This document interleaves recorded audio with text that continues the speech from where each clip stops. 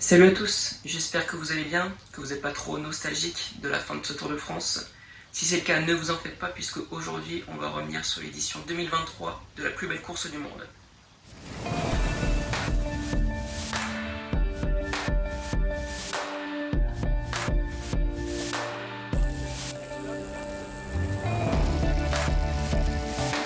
Cette année, nous avons eu la chance d'avoir une édition magnifique avec la présence de presque tous les meilleurs coureurs du monde. Commençons par revenir en chiffres sur cette 110e édition.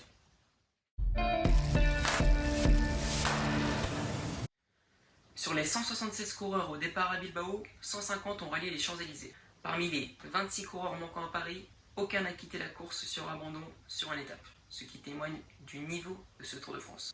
Le vainqueur Jonas Vingegaard a parcouru les 3405,6 km et gravi les 56 000 mètres de dénivelé positif en 82 heures, 5 minutes et 42 secondes. Cela représente une moyenne de 41,93 km/h, deuxième meilleure moyenne de l'histoire du Tour après l'édition de 2022. Mais on compte 7000 mètres de dénivelé positif en plus par rapport à l'année dernière. Le dauphin de Vingegaard, Tadej Pogačar, termine à 7 minutes 29 secondes du Danois et le troisième Adam Yates à 10 minutes et 56 secondes. La lanterne rouge de ce Tour de France, le Danois Mikkel Morkov, termine ses 3 semaines avec un débours de 6 heures, 7 minutes et 11 secondes sur le maillot jaune. Cela représente le plus gros écart depuis 1970.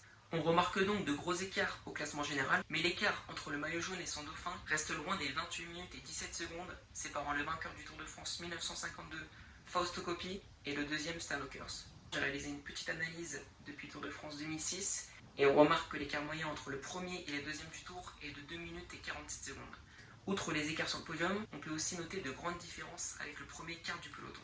En collant 56 minutes et 37 secondes au 15e, Jonathan Castroviejo, et 1h14 et 10 secondes au 20e, Valentin Madouas, Jonas Vingegaard a engendré des écarts qui représentent respectivement les 5e et 4e plus grands écarts de l'histoire du Tour. Pour la 5e fois de l'histoire du Tour de France, depuis 1947, on dénombre seulement 16 coureurs dans l'heure générale.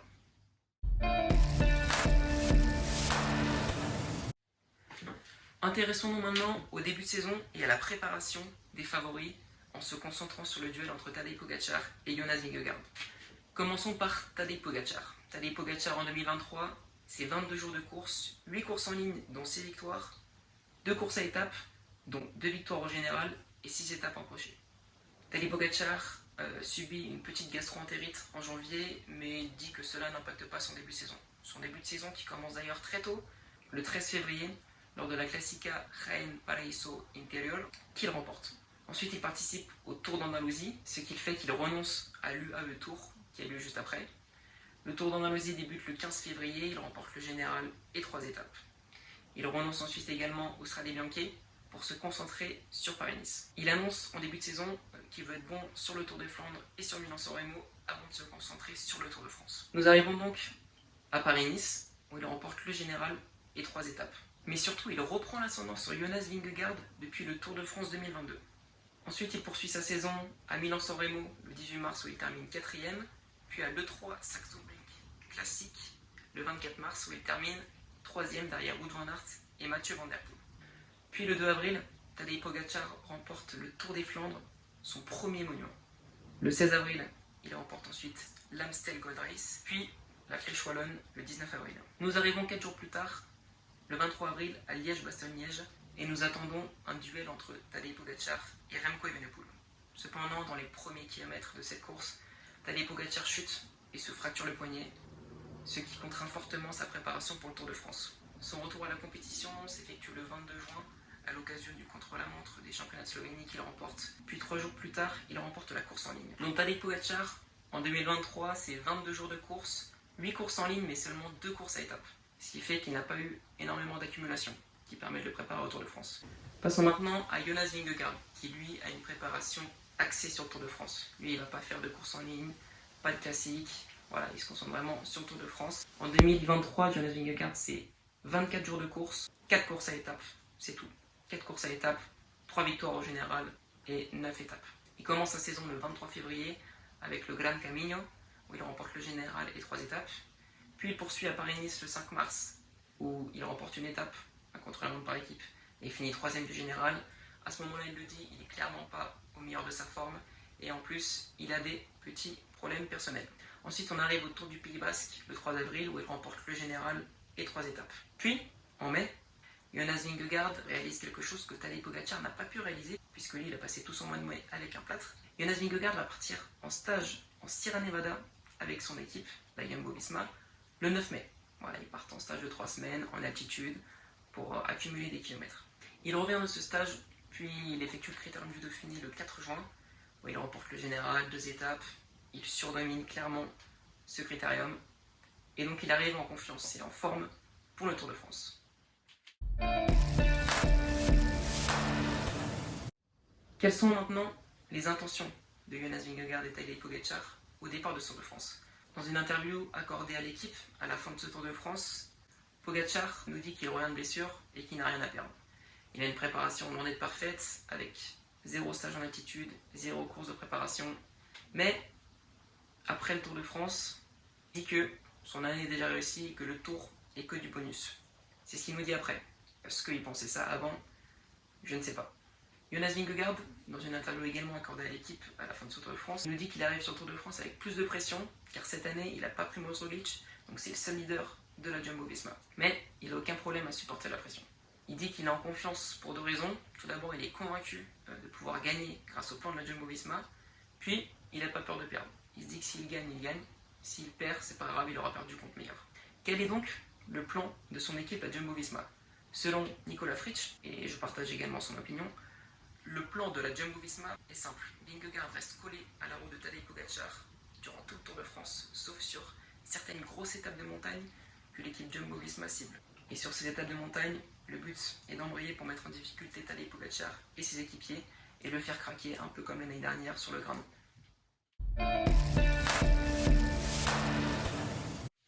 Ça y est, nous y sommes, c'est le grand départ du Tour au Pays Basque et on voit dès le début un Pogacar très excité par le départ, il le dit lui-même.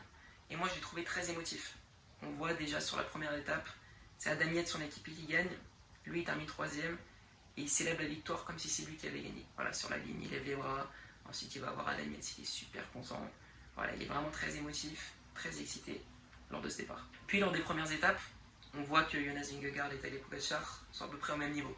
Certes, on a Marie-Blanc, où Jonas Vingegaard prend 1 minute sur Tadej Pogacar, mais ce dernier ne se dit pas abattu, puisque dès le lendemain, après l'ascension du Tourmalet à Cauterets, il reprend 28 secondes, non seulement sur Jonas Vingegaard, mais également sur la Jumbo-Visma, puisque on voit que cette étape était ciblée par l'équipe de Jonas Vingegaard. Ils ont embrayé dès le Tourmalet, ils ont fait rouler tout le monde. Sepkus s'est écarté, Vingegaard a attaqué dans le Tourmalet, Pogacar a résisté. Puis dans Cauterets, il y avait Wout van Aert pour emmener Vingegaard. Finalement, c'est Pogacar qui l'a contré et qui a repris du temps. Donc, il a réussi à faire douter la Jumbo sur cette étape-là. Ensuite, on a le Puy-de-Dôme où Pogacar reprend 8 secondes. Voilà, on sait qu'il a un peu plus de punch sur les arrivées plus explosives et dans les derniers kilomètres. Grand Colombier, pareil, il reprend 8 secondes. Et nous arrivons à l'étape Annemasse-Morzine. On a plus de 4000 mètres de dénivelé positif sur l'étape. Et là, clairement, la Jumbo met en place son plan. Il ne se concentre pas du tout sur l'échappée. Le but est de rouler fort pour asphyxier Pogacar et ses équipiers. Mais Pogacar est plus fort que l'avait prévu la Jumbo-Visma sur cette étape, puisque malgré l'énorme tempo mis par la Jumbo dès le début de l'étape avec Christophe Laporte, avec Nathan Martin donc, puis après avec Tige Benoît, Dylan Van Baarle, Sepkus, finalement, Jonas Vingegaard attaque, mais Pogacar tient, et surtout il le contre. Et là, pour la première fois, Jonas Vingegaard ne saute pas dans la roue de Pogacar, mais il reste derrière, il gère. Il reste à 10, 15, 20 mètres, pas plus. Il l'a en point de mire. Il dira après à l'interview de l'équipe qu'en fait, il est resté derrière pour gérer, pas se mettre dans le rouge, parce qu'il savait qu'au sommet de Jouplan, il allait devoir faire un gros effort. Voilà pour le sprint. Il y a eu les motos, malheureusement c'est comme ça, c'est les spectateurs. On est aussi content quand il y a beaucoup de spectateurs et on est content d'avoir des images. Ce sont des choses qui arrivent, c'est certes dommage, mais je pense que le Tour ne s'est pas joué là-dessus. Toujours dans cette même interview accordée à l'équipe à la fin du Tour, Pogacar me dit que durant ces 2 premières semaines, il se sentait super fort, au même niveau que Jonas Vingegaard. Puis, lorsqu'il évoque ce qui s'est passé ensuite en 3e semaine, il dit qu'il n'a pas senti la chose venir. Le jour de repos, il se sentait super bien, mais ses proches trouvaient déjà que ce n'était plus lui-même.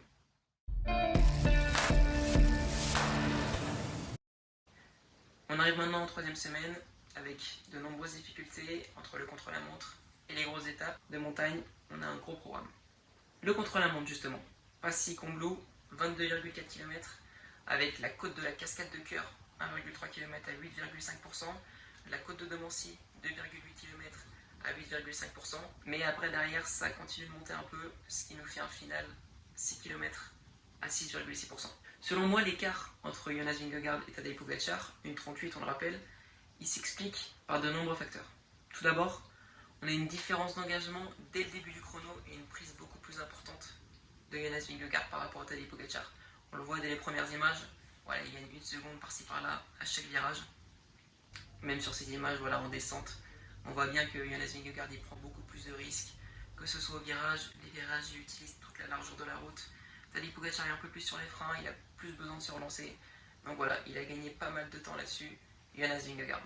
Ensuite, on peut également évoquer le changement de vélo. Tadej Pogačar a perdu, une dizaine de secondes à changer de vélo. J'ai un ami qui a eu la chance de tester le Cervélo P5 de la Jumbo-Visma et apparemment il est beaucoup plus polyvalent que le Colnago. Le Colnago est très efficace sur le plat, mais dès que ça monte, il est un peu moins léger. Le P5 est très léger. Cela explique pourquoi Tadej Pogačar a dû changer de vélo. Mais en plus, la perte de temps du changement de vélo, il perd son élan. Ensuite, comme l'évoque également mon confrère Florian Chabal, alias le Potoflo, il nous dit que Jonas Vingegaard a également pris l'ascendant psychologique sur Tadej Pogačar au cours du chrono. On a vu le fastiès de Tadej Pogačar quand il remarquait les écarts. Je ne sais pas si c'était avec Vingegaard les écarts ou pas, mais on sent que ça a dû toucher le moral de Tadej Pogačar. Tadej Pogačar nous a dit dans cette même interview à l'équipe qu'il n'avait pas de super jambes sur le chrono et sûrement il paye sa mauvaise préparation. A l'inverse, Vingegaard était au top de sa forme. Il nous a dit qu'il était très bien dans son meilleur jour sur un vélo, très bien préparé.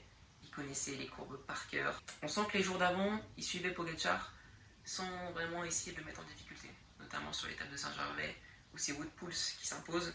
Jonas Vingegaard, il reste collé à l'euro de Pogačar, il s'occupe pas d'Adamias qui part devant tout seul. Ensuite, les écarts.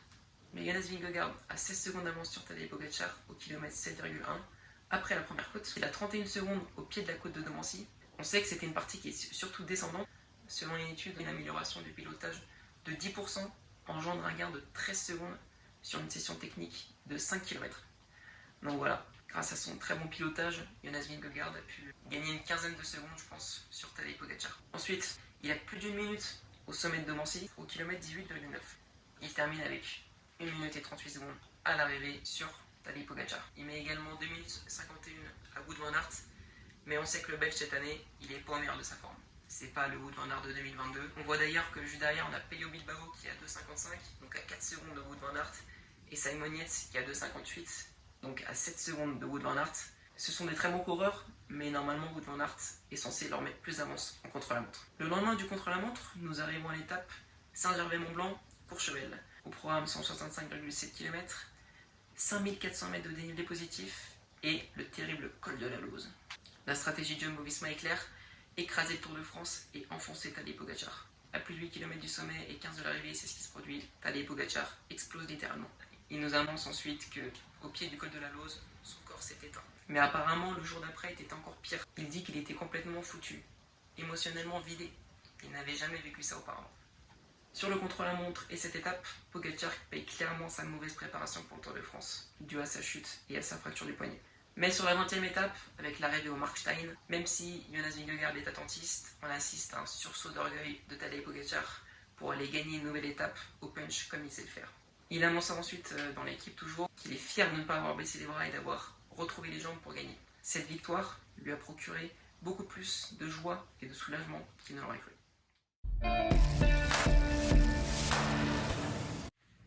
Passons maintenant au bilan. Tout d'abord, on a un tour parfait de la part de Jonas Vingegaard, toujours bien placé.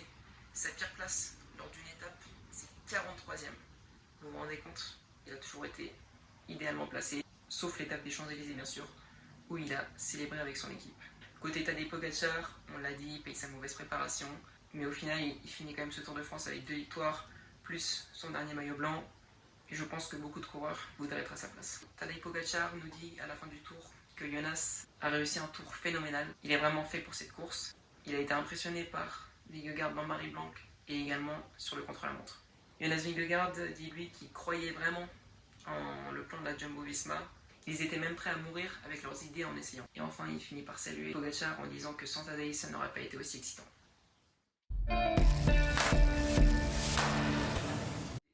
Qu'en est-il maintenant des 148 autres coureurs? Entre les outsiders, les baroudeurs, les sprinters, on trouve de nombreuses satisfactions à la fin de ce Tour de France. Tout d'abord, côté outsider, Adam Yates vient chercher un podium pour la première fois sur un grand tour après 25 top 10. On voit également que dans le top 10, on a 7 coureurs qui ont remporté une étape, ce qui est tout simplement énorme. Malheureusement, j'ai de la peine pour Enric Mas et Richard Carapaz qui ont chuté dès la première étape. On sait qu'ils avaient beaucoup misé sur le Tour de France cette saison et ça me fait vraiment beaucoup de peine. Bon courage à eux. Courage également à Romain Bardet qui a chuté lors de l'étape Annemasse-Morzine. On sait qu'il affectionne énormément le Tour de France. Bravo quand même aux Français, même si David Gaudu n'a pas réalisé un Tour de France à la hauteur de ses espérances et des nôtres. Bravo à Julien Alaphilippe et Nelson Powell qui ont réalisé 9 échappées sur ce Tour de France. On a Chris Neylands qui a été présent dans 8 échappées. Victor Campenaerts qui termine super combatif de ce tour, qui était dans l'échappée durant 6 étapes. Et enfin Thibaut Pinot, notre Français, qui termine bien ce Tour de France, même s'il aurait aimé mieux. On a eu quand même une belle ambiance avec le virage Thibaut Pinot. Et Giulio Ciccone, on va pas dire que c'était le meilleur grimpeur du Tour de France, mais le meilleur grimpeur des échappées, le meilleur grimpeur des coureurs qui ne jouent pas le classement général. Également bravo à Peyo Bilbao qui fait un don de 3100 € à une association responsable de planter des arbres. Et il rend hommage à Gino Meder, à qui cette association tenait énormément. On peut également souligner les belles prestations de Jasper Philipsen, qui a gagné 4 étapes au sprint et le maillot vert. Il peut remercier Mathieu Van Der Poel, qui n'a peut-être pas été aussi bon qu'il le voulait lors des premières étapes. On sait qu'il voulait aller chercher le maillot jaune, mais il a emmené Jasper Philipsen sur un plateau d'argent lors de chaque sprint. On peut également saluer la belle prestation de certains coureurs sous-cotés. Félix Gall, Chris Harper, qui termine 16e du général et dernier coureur sous l'heure. Carlos Rodriguez, qui termine 5e pour son premier Tour de France. Voilà, chapeau, belle prestation. Il y en a également plein d'autres. Également félicitations à Wout van Aert, qui a quitté la route du Tour, mais qui est devenu papa. Voilà, félicitations à lui. Merci aux Rois de la Pédale sur Eurosport pour leur expertise et leur bonne humeur tout au long de ce Tour de France. Les étapes passent tellement vite avec cette équipe. Merci à Florent Chabal, alias le Potoflo, pour m'avoir inspiré sur cette vidéo, et également à l'expert Nicolas Fritsch. Maintenant, si ce n'est pas déjà le cas, je vous invite à suivre le Tour de France Femmes Zwift. Et moi, je vous dis à bientôt. Vive le Tour!